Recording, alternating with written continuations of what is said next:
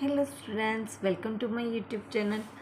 अभी हम करने जा रहे हैं question number 2 of exercise 7.2। Question क्या है वो देखते हैं। फाइंड द कोऑर्डिनेट्स, हमें कोऑर्डिनेट्स फाइंड आउट करने हैं of the points of the trisection. Trisection का मतलब होता है एक ही डिस्टेंस के 3 भाग of the line segment joining these and these. मैंने यहाँ पे समझने के लिए एक लाइन सेगमेंट बनाई है जिसके ये पॉइंट है ए और डी, जिसके कोऑर्डिनेट्स हमें दिए हुए हैं और इसको हम बी और सी में ऐसे ये 1, 2 और 3 एक से सिमिलर डिस्टेंस के 3 पार्ट करने हैं। अब अगर हम बात करें तो ये तीनों का पॉइंट्स के बीच का डिस्टेंस एक सा है, तो इसको हम 1, इसको 1 और इसको 1 कह सकते हैं क्योंकि तीनों का डिस्टेंस एक सा है। अगर मुझे इसके कोऑर्डिनेट्स ढूंढने हैं तो मेरे पास रेशियो इसका 1 और बी से डी तक का 1 and 1 2 होगा। तो मैं यहाँ पे बी के कोऑर्डिनेट्स ढूंढने के लिए m1 लूँगी 1 और m2 लूँगी 2, यानी कि 1:2 का रेशियो होगा। और इसमें ए के कोऑर्डिनेट्स को मैं x1 और y1 कह रही हूँ और डी के कोऑर्डिनेट्स को x2 और y2 कह रही हूँ। यहाँ पे एक ही सम के अंदर 2 सम होगा।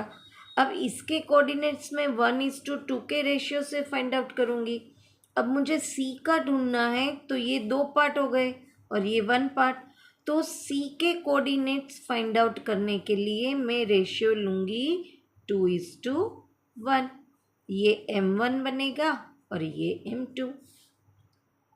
ठीक है, तो चलो पहले हम 1:2 वाला शुरू करते हैं।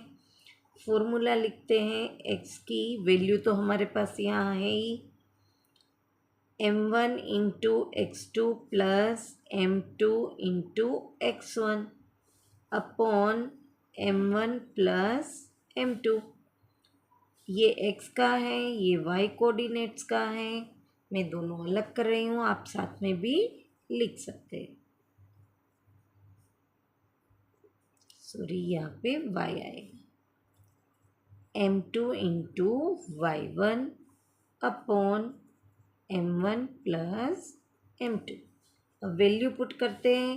पहले मैं इसके b के कोऑर्डिनेट्स फाइंड आउट कर रही हूँ। यहाँ पे b के कोऑर्डिनेट्स पहले मैं फाइंड आउट कर रही हूँ। तो इसके लिए m1 1 रहेगा और m2 2 रहेगा। वैल्यू पुट करते हैं। x2 मेरे पास है -2 प्लस यहाँ पे 2 आएगा m2 और x1 जो है वो है 4 अपॉन 1 प्लस 2। 2 1 ज़ा 2 प्लस माइनस माइनस प्लस 4 2 ज़ा 8। 8 में से 2 गए, 6 बचे। 3 2 ज़ा 6। x का एब्सिसा हमें मिला 2। अब y में वैल्यू पुट करते हैं। y2 है हमारे पास -3 प्लस 2 इंटू y1 है -1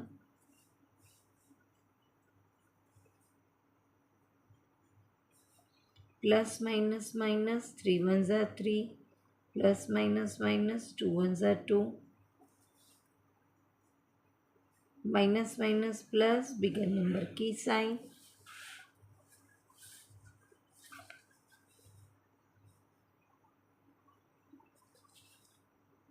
y का ऑर्डिनेट्स हमें मिला -5/2। तो b के टोटल कोऑर्डिनेट्स क्या हमें मिले 2 एंड -5/3। अब हमें c की वैल्यू ढूंढनी है। तो c के कोऑर्डिनेट्स ढूंढने के लिए हमारे पास m1 जो होगा वो 2 हो जाएगा, m1 होगा वो 1 हो जाएगा। अब मैंने यहाँ पे ऊपर फॉर्मूला लिखे है तो मैं सीधी यहाँ पे वैल्यू पुट कर रही हूँ। दूसरी बार फॉर्मूला ना लिखे तो चलेगा, पर हमें ध्यान रखना है कि हमें जो वैल्यू पुट करनी है उसमें गड़बड़ ना हो। यहाँ पे m1 2 हो जाएगा और x2 है हमारे पास -2 प्लस ये m2 है हमारा, m2 है 1 इंटू x1 जो है वो है हमारे पास 4 प्लस माइनस माइनस 2 2 ज़ा 4 प्लस 4 1 ज़ा 4। यहाँ पे एक माइनस एक प्लस चला गया तो वैल्यू हमें मिली 0, एब्सिसा मिला हमें 0। अब y का वैल्यू पुट करके ढूंढते हैं। m1 है हमारे पास 2 और y2 है हमारे पास -3 प्लस 1 और y1 है हमारे पास -1 प्लस माइनस माइनस 3 2 ज़ा 6 प्लस माइनस माइनस 1 1 ज़ा 1 minus minus plus bigger number की साइन। y ऑर्डिनेट्स हमें मिला -7/3। तो b के जो हमें कोऑर्डिनेट्स मिले हैं वो हैं 0 -7/3, है ना आसान। यहाँ पे क्वेश्चन नंबर 2 फिनिश होता है। ये आंसर हमें मिल गया। यहाँ पे बी नहीं सी आएगा, हमने यहाँ पे बी दिया था ना, जो हमने 1:2 में ढूंढा था, और ये सी नाम दिया था। ऐसे ही कोई भी कोऑर्डिनेट्स को लेबलिंग करके नाम देते थे। यहाँ पे क्वेश्चन नंबर 2 फिनिश होता है। वापस मिलेंगे नेक्स्ट क्वेश्चन के साथ। Till then bye bye student.